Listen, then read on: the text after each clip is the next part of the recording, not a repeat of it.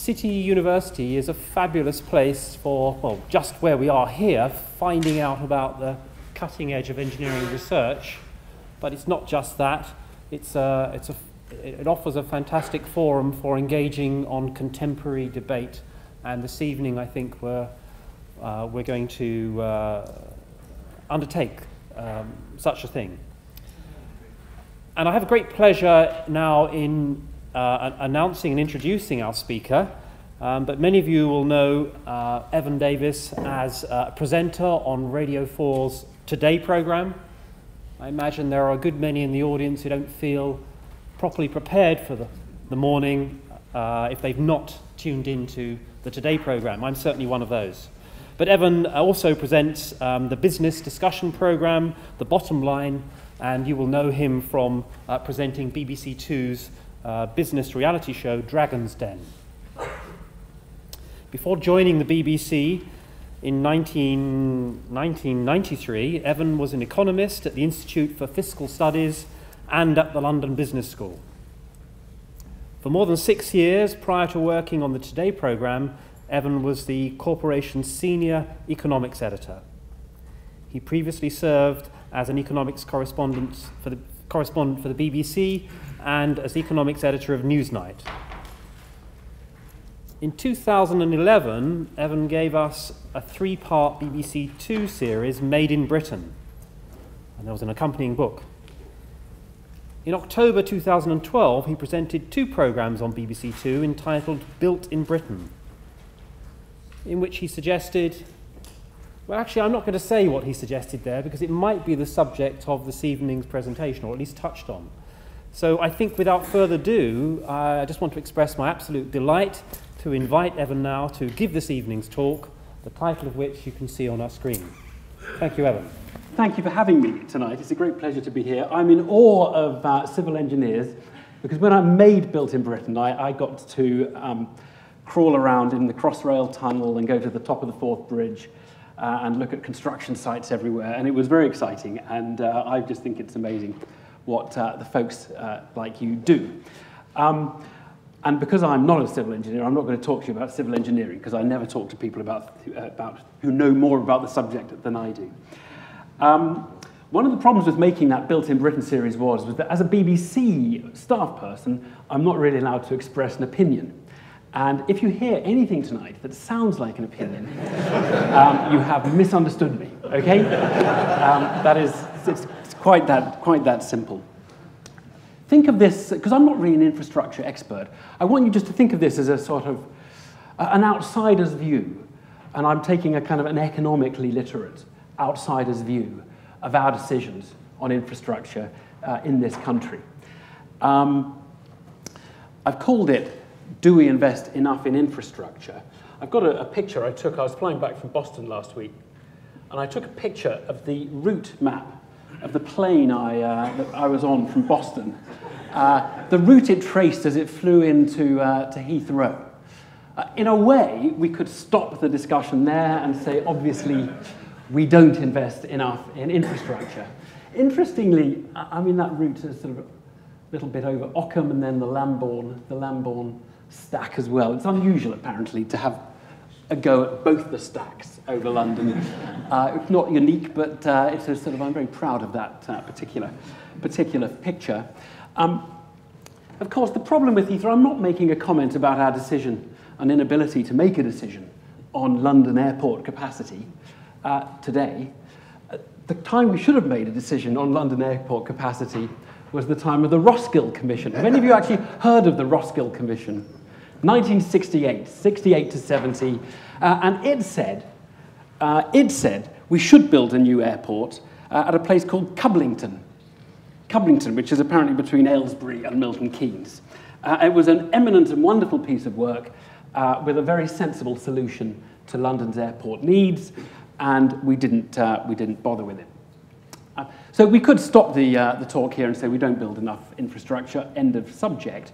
But the full answer to the question will take me a little longer. And so I'm going to rephrase it, because I think actually, in some ways, it's not just do we invest enough in infrastructure, it's are we good at making decisions about infrastructure? Okay, you might think the answer to that is as obvious as the other one, but I will expand on the question of, are we very good at making decisions about these things? Now, I don't know how many of you saw my little two-part series.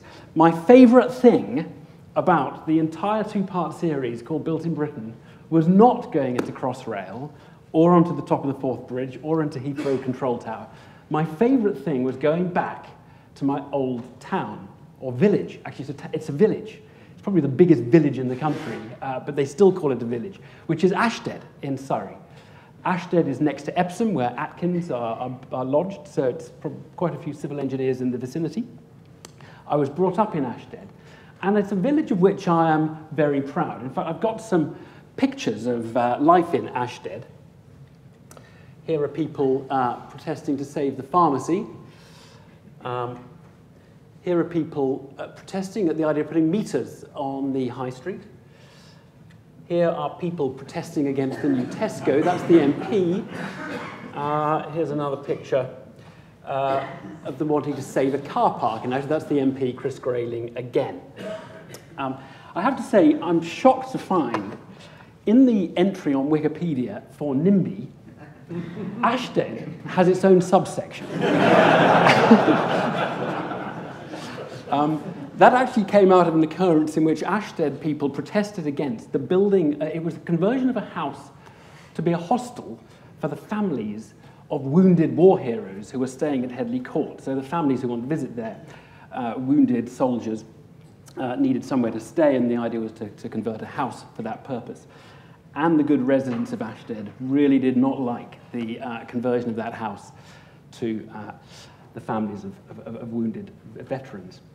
Now, but the reason I went to Ashtead was when I was a child being brought up in Ashtead, it was being terrorised by the curse of something that was going to come its way. And it was the thing that animated the community in those days. It wasn't the Tesco or the pharmacy, it was the M25. And Ashtead did not like the idea of being near the M25. I actually came from the only family that really wanted the M25. My father is an engineer and kept saying, of course we want the M25, you know, it's absolutely essential. And when the idea came, as some idiotic resident said, if they're going to build this motorway, let's not have a junction near us, because otherwise cars will use our back streets. So let's have it without a junction. And my father was like, the last thing we need is a motorway that we can't actually use. Anyway, the M25 came, and there it is, Leatherhead Junction 9, and Ashtead is just around the corner from that. It is possible to hear the M25 in large parts of Ashtead. So what happened was, last year, I was invited back to Ashtead to open the village day. Chris Grayling, the MP, is there. It's a lovely village day. And I said, can I bring a camera crew along and do a little social science experiment? And they said, absolutely fine, because I had my little moment on the platform, the residents of Ashtead there. And I said, how many of you would like me, if I could, to click my fingers and remove the M25? Nobody. How many of you would like to keep the M25? Everybody. We got it on camera. And that is a very, very interesting predicament for people making decisions about infrastructure. It's what economists call time inconsistency. That the people who live in Ashtead now like the M25, the people who lived in Ashtead before didn't like the M25, and which of those people are right? Which ones should it be the object of policy to satisfy? That's the sort of the nub of the issue, the nub of the issue. There's a sort of status quo bias. We like the status quo. If we change the status quo, though, then we like the new status quo and we don't want to go back. Now, this actually is a very interesting area for economists at the moment. In economics, largely driven perhaps by the crisis and the failures of some of the traditional economics models, some of you might know the big debate, the big issue, is a kind of struggle between two approaches to the subject, one of which says it's useful to assume people are rational. They have relatively simple preference functions. They want to maximize profit or maximize utility. We can assume those preferences are fixed. People are broadly well informed. And if they're not well informed, they take into account the fact that they're not well informed when they make their decisions, bounded rationality. And the world operates in this rather frictionless way that everything proceeds very smoothly. That's Model A. And that was the one everyone used before the crisis. And then Model B is much more behavioral, psychologically motivated. In fact, in economics, a psychologist won the Economics Nobel Prize, which tells you how sort of bad economics have got. And he offers the view that actually human beings are much more complicated than the sort of simple Homo economicus of the economic models. And in fact, the guy who won that Nobel Prize is a guy called Daniel Kahneman. And how many of you have actually seen or heard of that book? Any of you? Because I think that book is really a book everybody should read. It's a book really about how we think. It embeds most of its thinking in terms of evolution rather than markets. And it basically says we're human beings. We've evolved in certain ways, and we don't behave rationally. We have a system 1 brain that behaves instinctively, and we have a system 2 brain that kind of behaves rationally. But boy, that system 1 brain is driving the system 2 brain. The kind of instinctive brain is running the show in the rational brain all the bloody time. So when you go to the supermarket and you're hungry, you buy more than when you go to the supermarket and you're not hungry.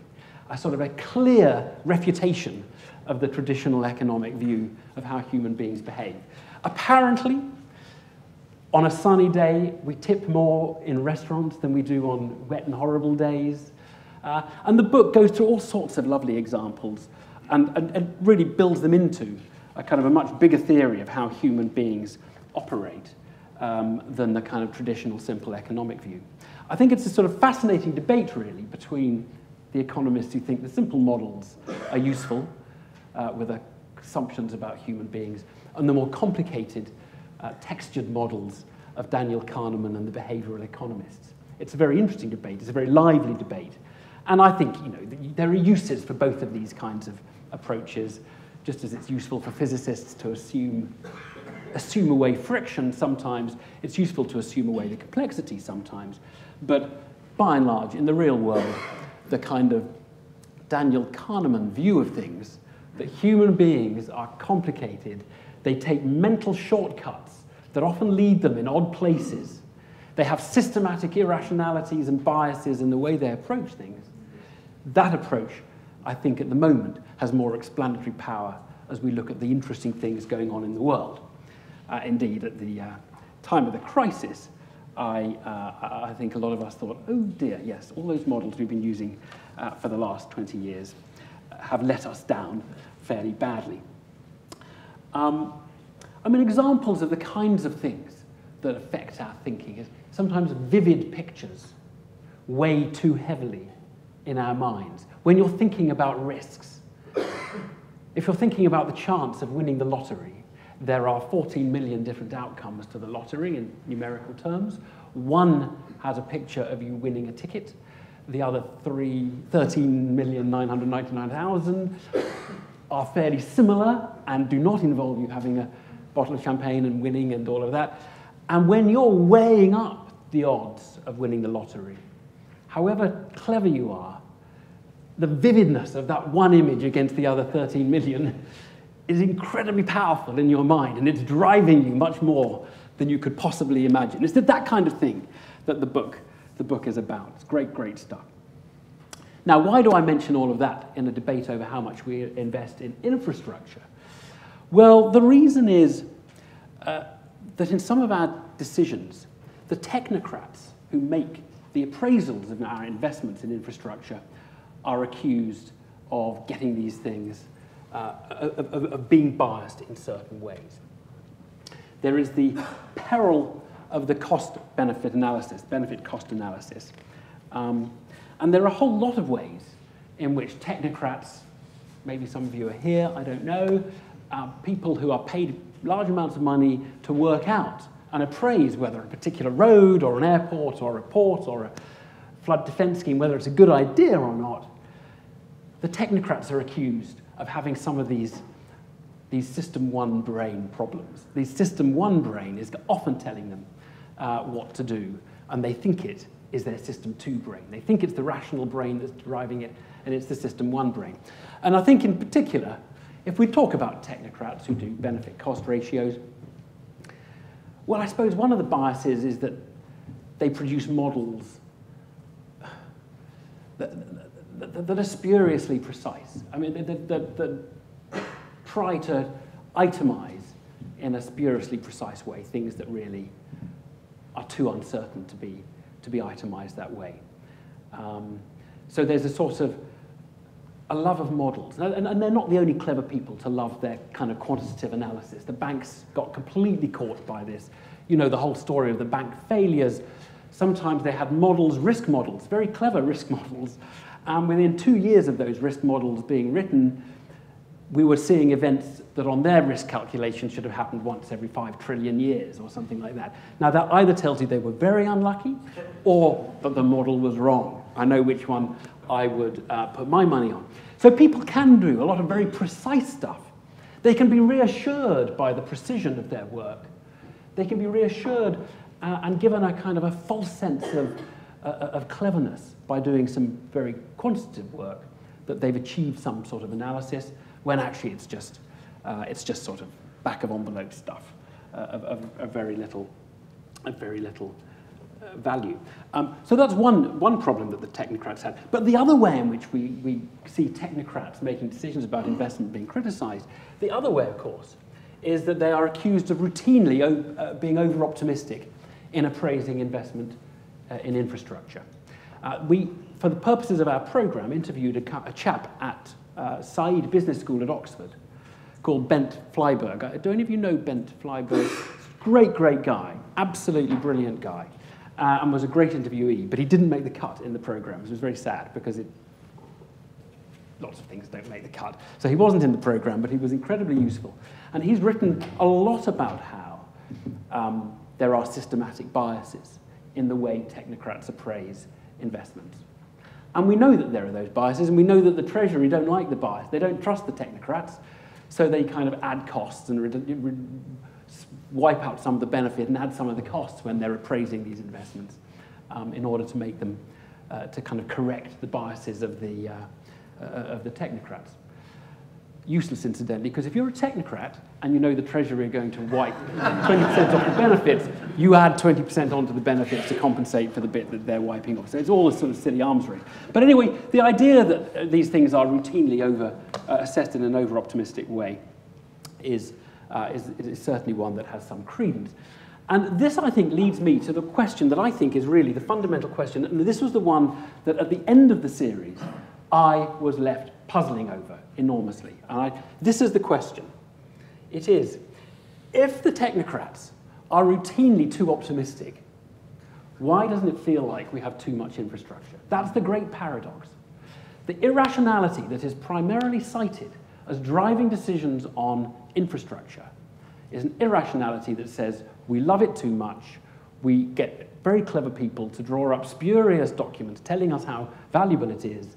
It never turns out to be as good as they said it was. It's always more expensive. And yet, at the end of it, we don't seem to have enough of it. And I think that's a very interesting paradox. And that's what I really want to explain now. Incidentally, it's very easy to see why they'd be too optimistic. I mean, I was involved in the cost-benefit analysis in past years in an American utility. It was an internship I had there. And essentially, your job is to show that we should go ahead with the project. I mean, there's no doubt about it. I mean, most of the decisions we make the decision and then backward engineer the calculation that gets you there. There's absolutely no doubt about it. I mean, it's a completely impossible to counter that tendency. So how do we answer this question? Why don't we have enough infrastructure if all the biases and sort of mental cognitive impairments human beings suffer from seem to be technocrats being too optimistic about it? And I think the answer lies in the broader institutional sort of mechanisms and institutions we have for making decisions about these things. And I would focus on three. The Bent Flyberg analysis focuses on the technocrats who make the cost-benefit analyses.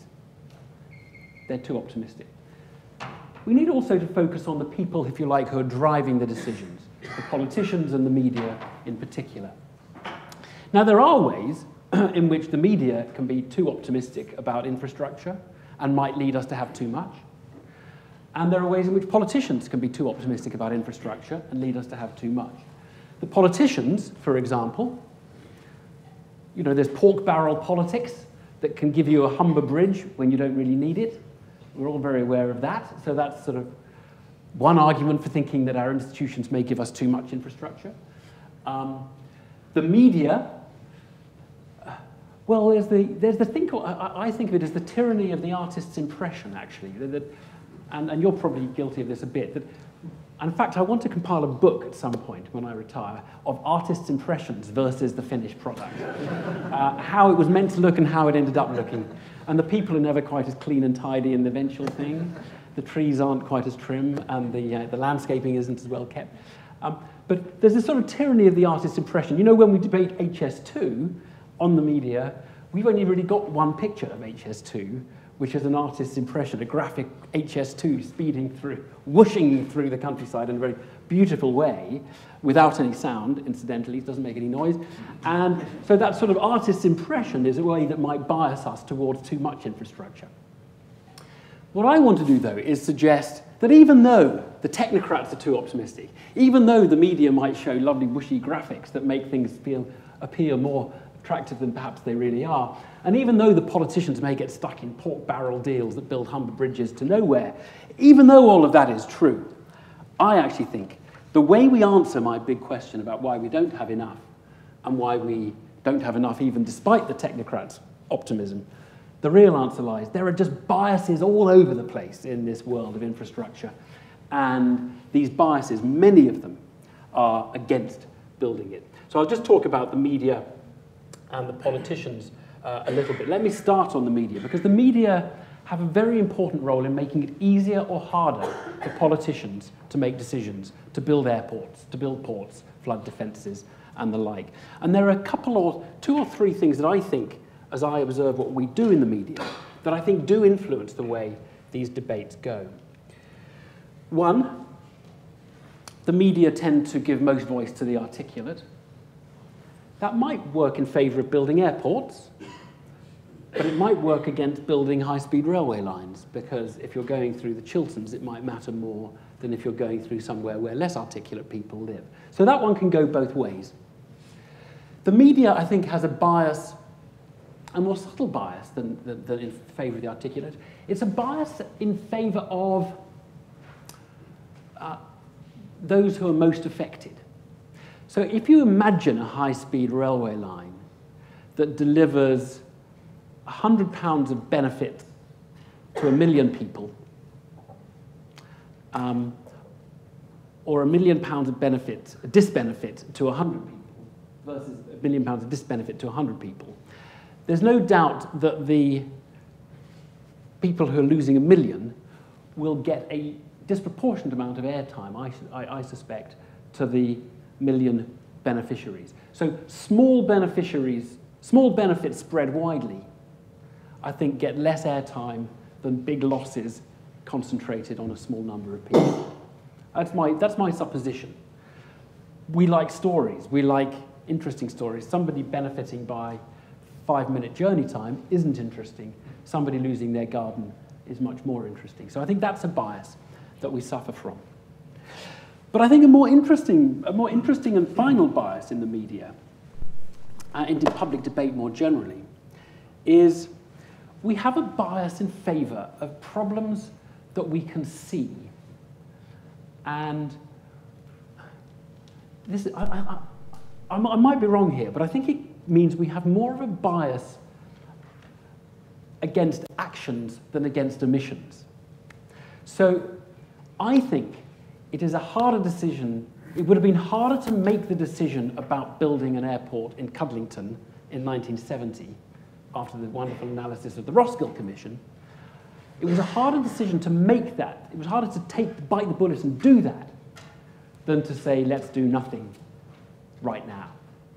And the accountability of building the airport would have been much greater than the accountability that we ever apply to anybody for having failed to build an airport. So if you consider the decision not to have built the airport in Cudlington in 1970 to be the worst decision in the history of aviation in the country, most of you don't even know it was taken. You know, most of us we've never talked about it. It was a failure. It was an omission rather than an act. And we don't bother about omissions. We in the media are just concerned with acts. And I think that's a very important bias. And it does skew things against doing stuff rather than against inaction. It's a very important bias. Let me talk about the politicians. And there are all sorts of political biases. And a lot of the political biases, the institutional biases of politicians, come from their perception that the public themselves have biases. So I think the most important, and the one I would focus on, is what one might call short time horizons. I think you can understand why a politician would have a 5-year time horizon, because it's not much fun being in opposition. And so you could see why there would be a short time horizon. In principle, there shouldn't be a short time horizon because we, the voters, should punish them if they're short-termist. We should be long-termist, so we should punish them if they're short-termist. Do we do that? No, I think we have elements of myopia. Our elements as voters of myopia channel through to the politicians who, if they take a 5-year time horizon, better be pretty short-termist about things because we're short-termist about them. And that leads to what I would suggest is a rather poor allocation between capital and current spending. I've actually got a graph here of the percent of GDP, national income, the percent invested by the public sector, the percent of national income invested. It's come down a lot. It goes from the early 70s over to the next year. I think don't bother about the two big dips, the negative dips. Those are classification errors. But you'll see from that it's quite cyclical. Now, to economists, you know, it's very disappointing to see capital spending being quite as cyclical as that. When we have a downturn, as we have at the moment, even putting aside that, you know, that big dip in this year, what do we cut? We cut capital spending. You know. Now, there's absolutely no economic rationale for that. It's just that if we've got to make a cut, it's easier to cut the capital side than it is to cut the current side. Now, that, if you like, is an irrationality built into our system that traces right back to the fact that the politicians feel that we will punish them more for cutting the current spending than cutting the capital spending. And we will probably punish them more for cutting the current spending than capital spending. And so consequently, we end up, every time we have a dip, capital spending goes down. Arguably, of course, it's just the time you should increase capital spending. Now is a pretty good time to be building high-speed railways. We've got construction workers with nothing to do. But as a sort of measure of how poor the debate is over all of this, I'm very disappointed at the moment. We're having a huge debate about austerity in the UK. Should we spend more, spend less, government borrow more, government borrow less? I mean, I think a quite active ingredient of that debate should be, are you proposing to spend money on the capital account, which will leave you something later, or are you proposing to spend money on the current account, which means you spend it and it's all gone in a year's time? And you know, I think there's a huge difference between capital spending and current spending, and in the political debate over austerity, we don't really have it. I might say we have all sorts of wheezes for trying to overcome the biases of politicians against capital spending, which is you have off-balance sheet measures to try and hide the fact that you're spending money on capital spending, and the markets are sufficiently irrational sometimes to be fooled by those, but it just seems a bit, sometimes a bit of a hassle to have a PFI for something which the government could arrange itself more cheaply.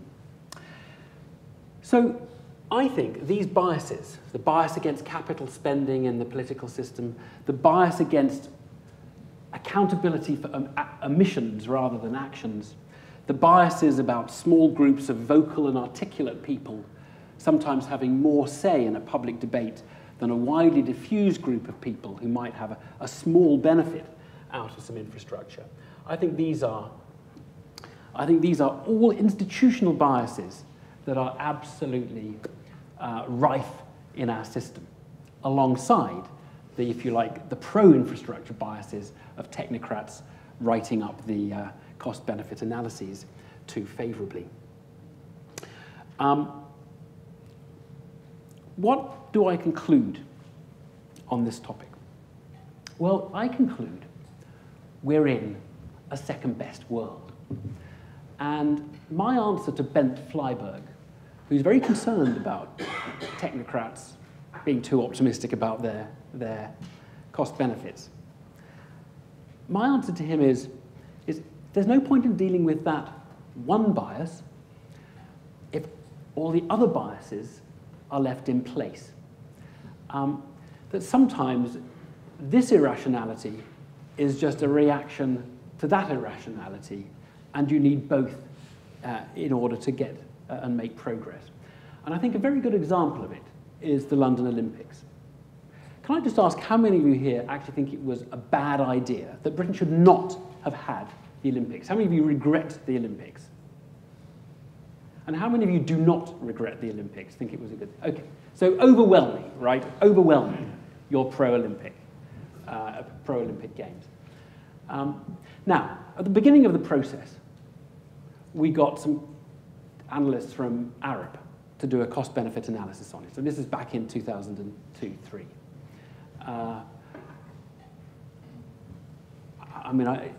It was nonsense. The whole thing was just nonsense. Okay, so it was just typical cost-benefit analysis, and Bent Flyberg uses it as an example. It was about way too optimistic on the cost side. Believed the private sector would pay much more towards it than it did. So it in that sense was nonsense.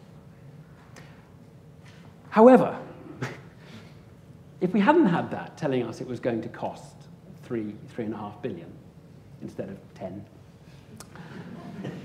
if we hadn't had that, we probably wouldn't have done it. And we would regret not doing it. Well, we might not regret if we hadn't done it, we would never have known. We would have just not done it.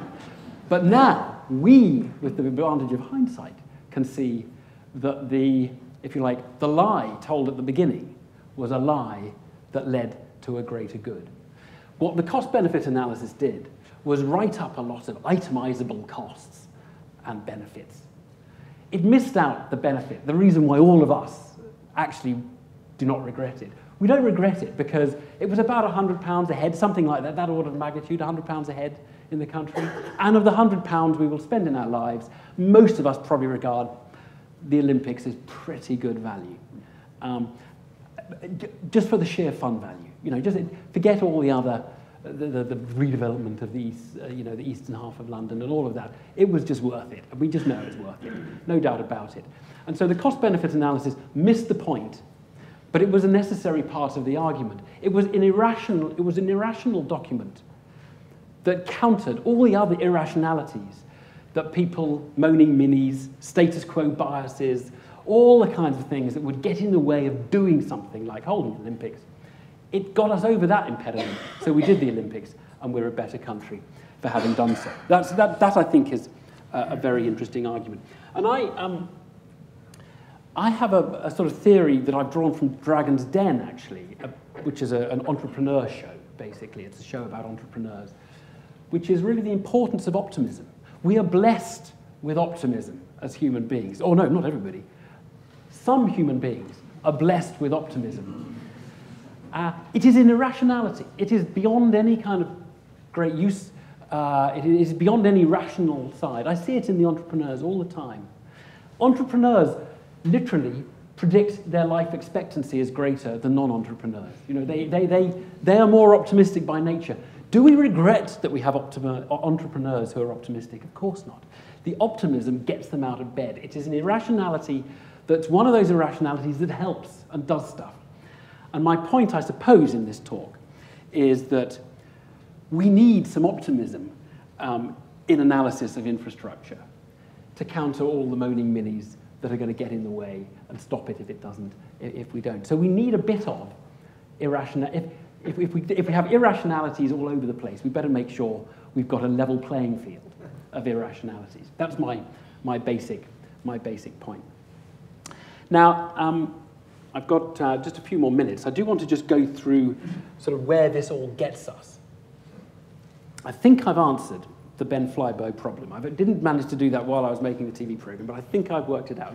We're in a second-best world, and correcting one thing in a second-best world doesn't always lead to a better outcome. It, in fact, can lead to a worse outcome. But let me just take a few observations, very simple observations, 3 that I think come out of what I've been saying about how we might reduce some of the irrationalities on both sides of this infrastructure kind of decision-making process, how we might improve infrastructure decision-making and move towards a first-best world where we are just more rational and we don't have people shouting in irrational ways about it. So let me go through 3 things that I think might help. First of all, on the cost-benefit side, I actually think we should expect much less precision and we should look for more convincing stories. I think that a cost-benefit analysis is useful as part of a story, but I think we do tend to put much too much weight, particularly for transformative infrastructure. We put too much weight on the precise figures drawn up by people. And High Speed 2 is absolutely caught up in this now. They started by trying to make a case on the basis of fairly narrow cost-benefit analysis. Now they're hoist on that petard because a lot of those numbers don't stack up. They never do in cost-benefit analysis. So you probe them and a lot of them disappear. What you want for a High Speed 2 is a convincing story. You don't want it to be 1.2 or 1.4 benefit-cost ratio. You want a convincing story that says, let's look at experiences of similar countries to these kinds of things. What happened? What does the cost-benefit tell us if we try and do that? How sensitive is the cost-benefit to certain assumptions?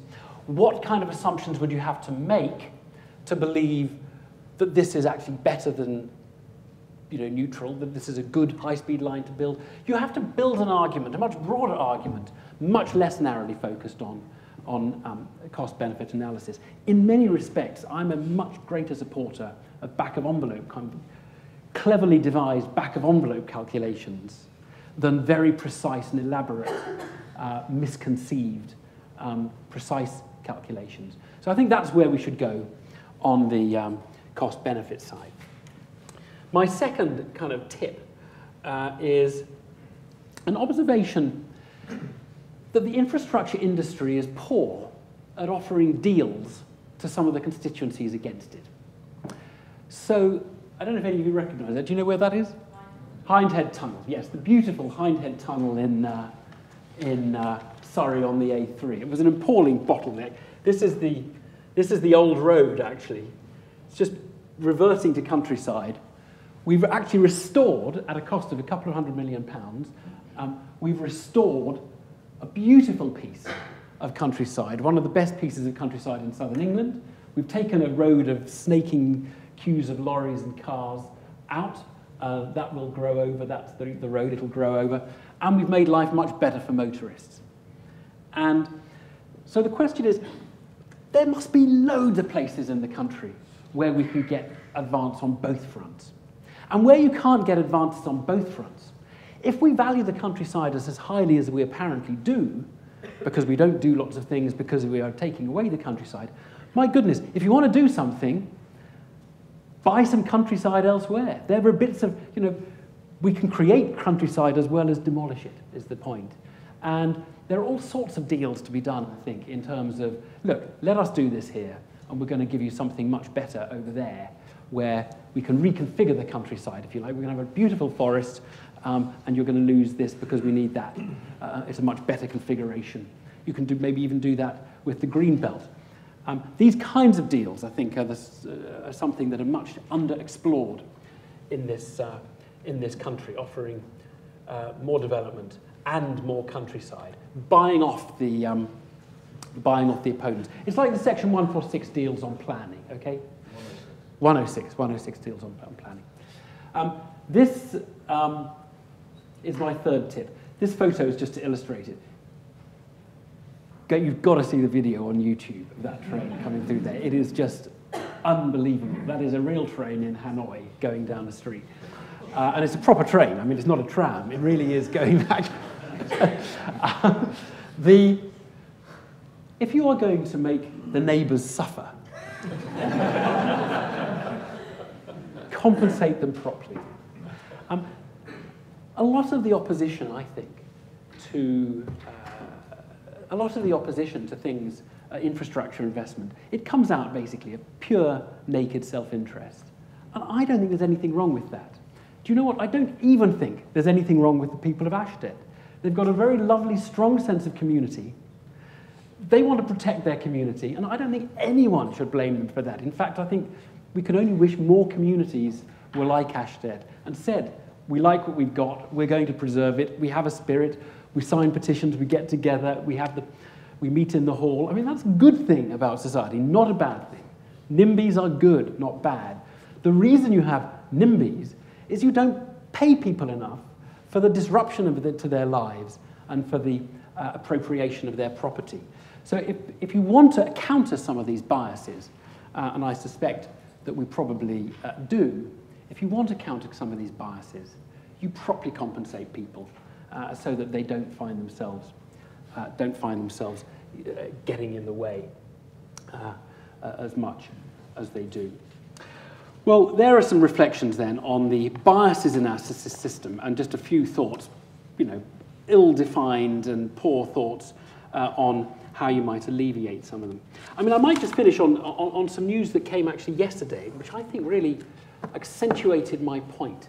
It was actually news from the councils around Heathrow Airport who have surveyed their residents, Hounslow and other councils. And I read a report of it. It literally says, Hounslow Council said 72% of people were against expansion of Heathrow. Not a particular surprise, I suppose. 94% wanted noise reduction. I'd like to know who the 6% who didn't want noise reduction were. 72% against expansion, 94% want noise reduction, 62% don't want a new airport built if it meant Heathrow would close. Now, if we ask our politicians to make sense of that and frame an airport policy for the whole country around we don't want it to close and we don't want it to expand, we just want it exactly as it is, we the people of Hounslow. If we ask the politicians to make decisions on that kind of basis, I think we're going to be circling around the Ockham and Lambourne stacks outside Heathrow for some time. Thank you. Your conclusion at the end is one I arrived at 20 years ago. I'm not a civil engineer. I was heavily involved in major urban renewal schemes, so therefore I had to use civil engineers. And I knew what civil engineers could do. They could usually provide solutions. Great. Problem was the culture in central government and in some chunks of the private sector was, how can we do this on the cheap? Now, there were two ways of doing that, is that you don't hit the infrastructure in such a way that it can be flexible and expand. They actually hedged the whole thing in so that you can't, say, widen the M25 unless it's cost far more than it could have done if they'd have planned it so that you could. And they would also say, how could we minimise the expenditure on compensation? I negotiated the virtues of full-time jobs, Section 106 agreements with local communities, right? So I know all of this stuff. What I found frightening was the lack of vision and lack of planning, and it is not something central to the human condition. It's peculiarly British. Because when the French technocrats and their politicians they want to build a high-speed railway system, the first thing they ask is, how much is this really going to cost us? It's also what the Americans do. Americans say... Oh, no, the Americans, come on, the American system is as bad as ours. Come on, well, theirs is terrible. The high-speed rail debacle. Well, that's the point. I mean, but I you're do absolutely agree. right. You've hit all the nails on the head as far as I can see. No, I think the Americans are very like us. I was there last week. I mean, they're like us. There are other countries that have different biases. I mean, the Japanese clearly have overdone it massively. You can just, it's comic going and watching these empty bridges to nowhere. So the biases are the other way in some other countries. But I think it's natural that biases here are going to be stacked up against. We are, unlike France, a very crowded, densely populated piece of the world. England is more densely populated than any major country in Europe, more than any. Britain isn't, but England is. And southern England in particular, where a lot of the infrastructure is needed, is very crowded. So it is going to impinge on people in a negative way. So I genuinely think berating politicians for responding to the incentives given to them by voters is pointless. Berating voters is silly. Berating the media for not being more open-minded is silly. You have to look at what all the incentives are through the system and construct institutions that counter what you can see are the obvious systemic problems, rather than just saying, oh, the people of Ashtead are awful. They didn't want the M25 and now they like it. There's one area where I so agree with everything you've said, which is about trying to do stuff on the cheap. Because the hero of my whole expedition in these 2 programs was John Armitt, Sir John Armitt, who was building the Olympic Park and who had so much sensible stuff to say. And he really did say that picking the cheapest bidder is why the costs always are higher than you've expected. Because if you pick the cheapest bidder, his margin comes from the add-ons that he's got to make some money somehow, and so there are much better ways of doing it. And in talking of optimism, he said this contract NEC3. Do you know NEC3? Yeah. He said that was the great hero of the games, and when we were filming at Crossrail, it turned out they were using NEC3 there, and saying, God, this works so much better than any way of doing it. Why didn't they do that when they built the Channel Tunnel? So there are ways of constructing things without the same nonsensical, we try and screw you, you try and screw us, you win because you're the contractor and it's slightly easier for you to screw us than for us to screw you, and then we'll go to court for a year at the end of the process. There are better ways of doing it, and we appear to be catching on to how to do it. Evan, I declare that I'm interested in pushing you on this issue about what Bent's done, Bent Fleaberg's work about strategic misrepresentation, as he calls it, and the optimism bias in the infrastructure world. Could you comment on whether you think that I've heard the comment made that his well-intentioned work has actually reinforced negatively the biases of both politicians and media, who now disbelieve any of the technocrats on any front, and have actually made the situation, particularly on mega projects, the ones that do the transformation, actually have made the situation worse? I mean, you've met the guy. Well, I mean, that's a question to which I don't know the answer. If they read his work, if the politicians and media read Bent's work, I think they would probably come to be more sceptical of what the technocrats say. Do we really think the politicians read Bent Fleaberg's work? I don't know. I mean, I suspect I suspect not. If they quote him, I'm afraid I think that's probably post hoc rationalisation of the decisions already taken. I mean, I take a fairly extreme view that everything all of us do is post hoc rationalised rather than sort of anticipated in advance. So I suspect it would be flattering to Bent to say he'd been that influential. But I think actually the people who should read him are the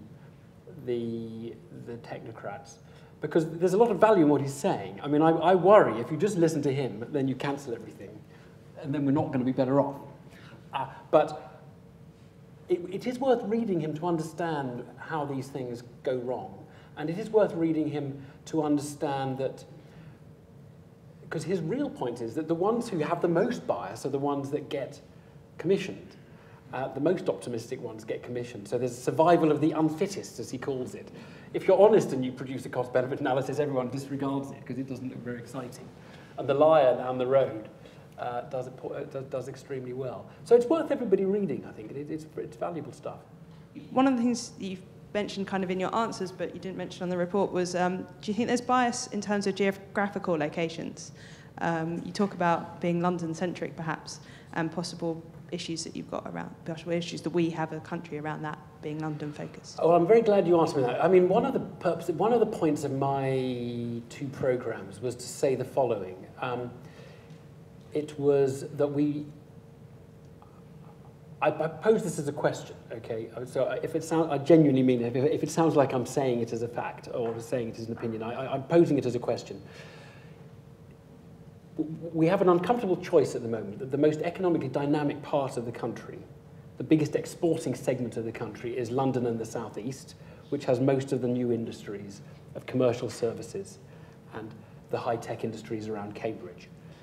And the jobs in the South East pay more and consequently have a bigger value in the world economy than jobs in the old industrial areas, the valleys of Wales or the northeast of England.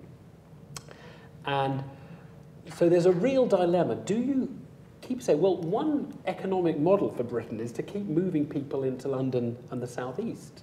Because if you take someone out of the valleys of Wales and put them into Guildford, they suddenly become twice as productive as they were in the south of Wales. That is the way the modern economy works. Knowledge industries work around agglomeration effects. These are, your productivity is higher in bigger cities, basically. If you're near other knowledge workers, it's kind of, you benefit from their being in the same ambient, in the same room as them, or the same village as them, because you pick up what they're doing, there are conversations between you, the employers can swap staff, it's just all of that. So maybe one model is we move everybody to London, and we don't invest anything outside of London. But I find myself very uncomfortable with that model, for very obvious reasons. And so the other model is you invest in the rest of the country in the hope, because they don't have the industries now, in the hope that the industries will come, the sort of build it and they'll come. And my own, prejudice, I raised this as a question, maybe we should do quite a lot of both. I mean, maybe an economy as big as ours, at such a turning point, needs to give itself some choices. Okay, you might be wasting £100 billion on infrastructure that you turn out not to need. You built it in the north and no one's using it, or you built it in the south and you didn't need it because people stayed in the north and got jobs there.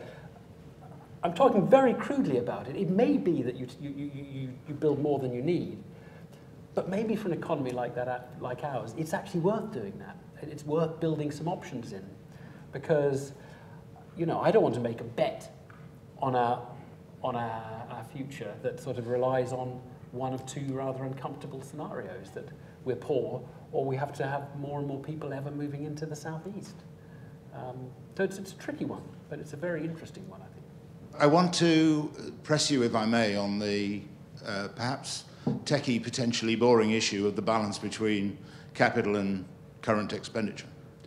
And link that to the serious problem you've highlighted of failures of omission not getting the attention that they might.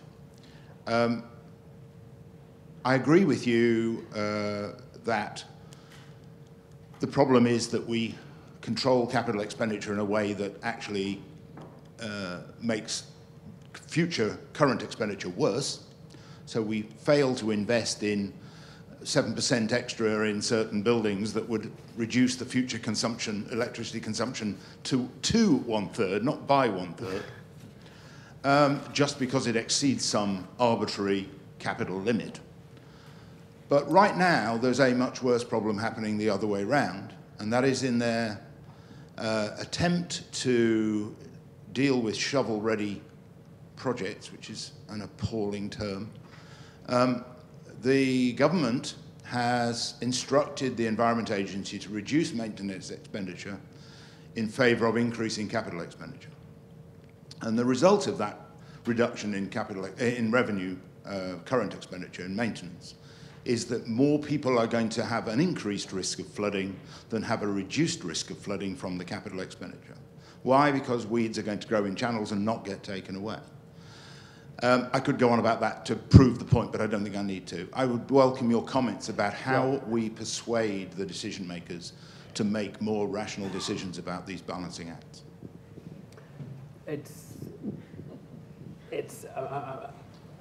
I'm stunned. No, I mean, I don't know is the answer. I don't know. It is a great shame if, I mean, it's nice to live in a rich country where, you know, there are obvious savings and we can be relaxed about it because we've got so much money we can afford to throw it down the drain. But, I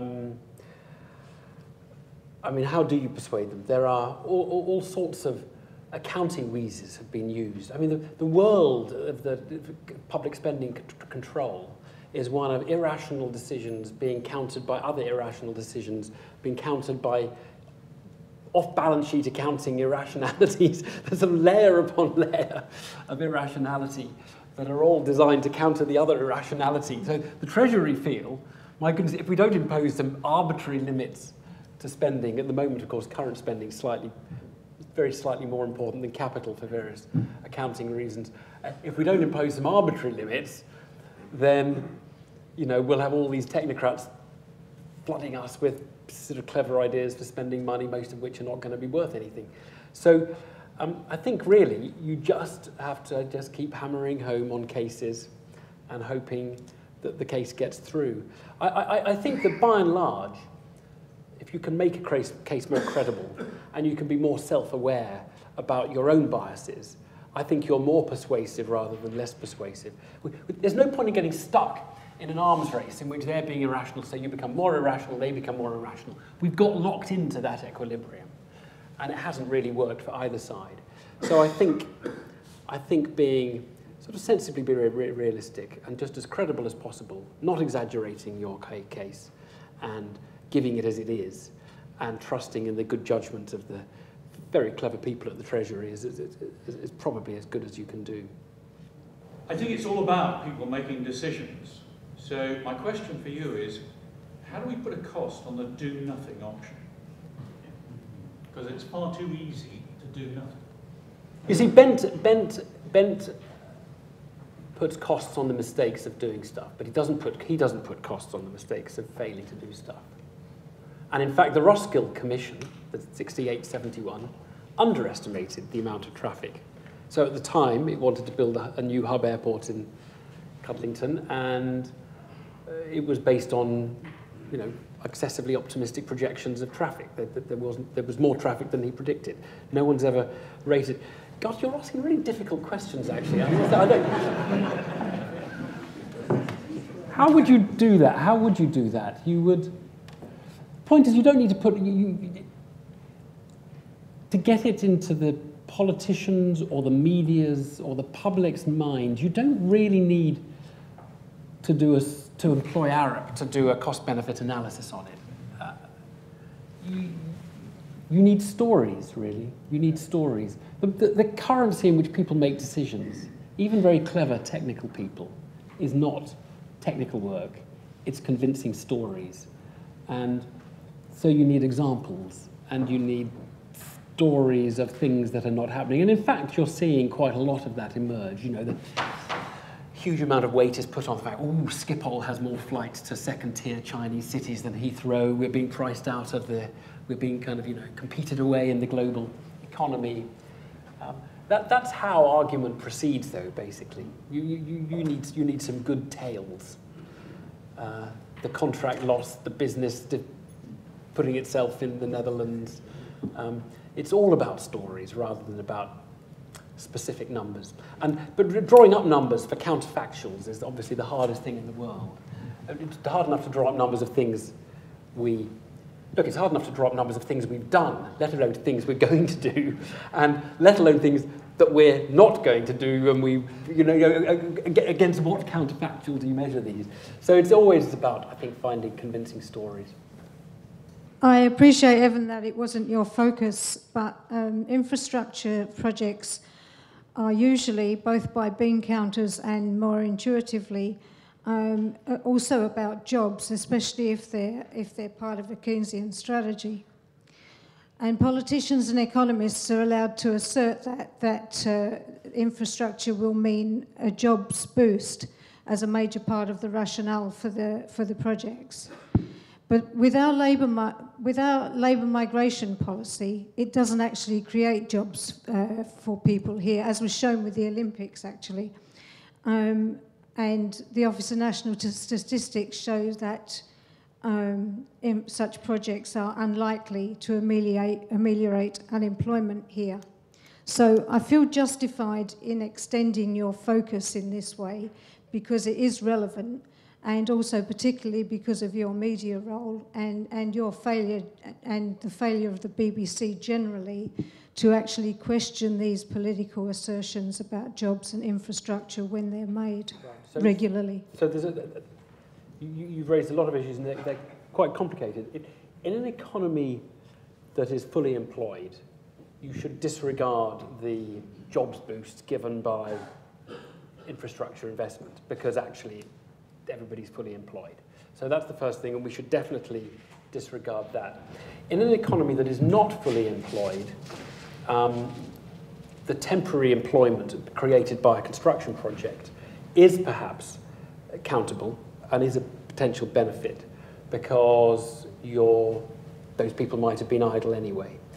Your point, I think, is, but actually it's all Polish people and Lithuanians that we employed to do the work, so that doesn't work, which of course is true to a very large extent, but doesn't eradicate the argument by any stretch at all, because the multiplier effect means that even though you might be employing 80% non-domestic population, let's assume all 80% of the workforce who were working on that, the migrant workforce, were pulled into the country as a result of that and would not have been here anyway, and you can't assume that. But let's assume that by building an Olympic Park, we pull in 20,000 East Europeans to build our Olympic Park.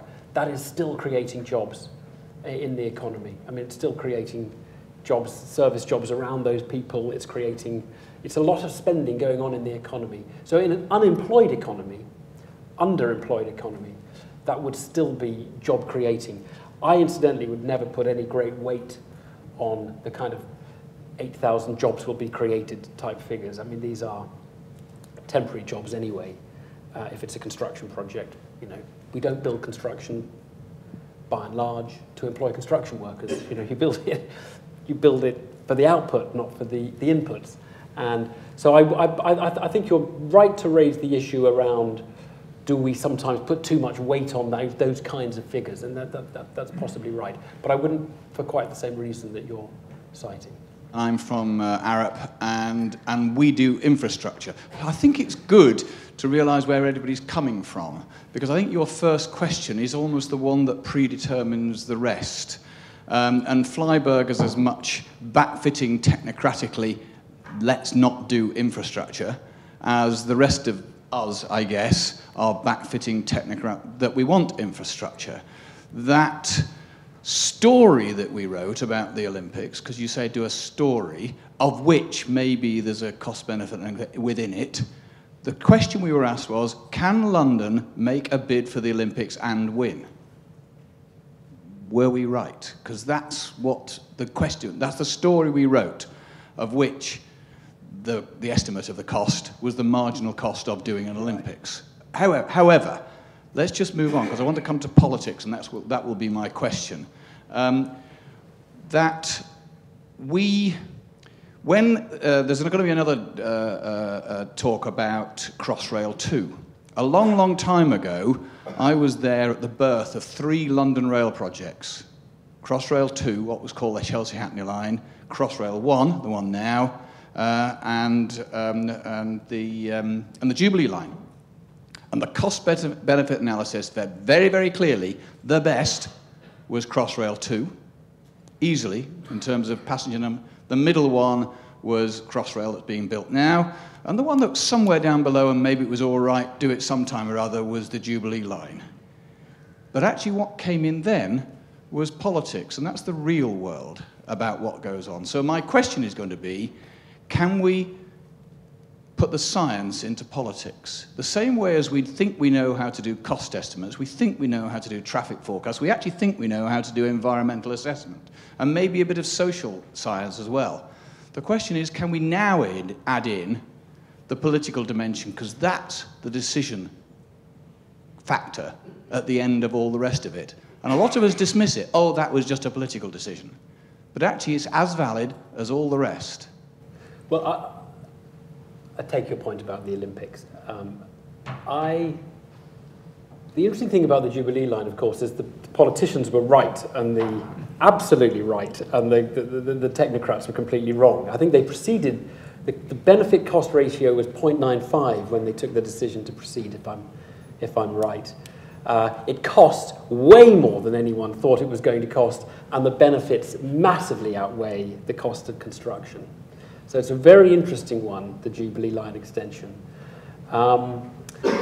Could you apply more science to the politics? Unlikely, I think, is my answer to that. You know, there was a lot of politics bound up in that decision on the Jubilee line extension.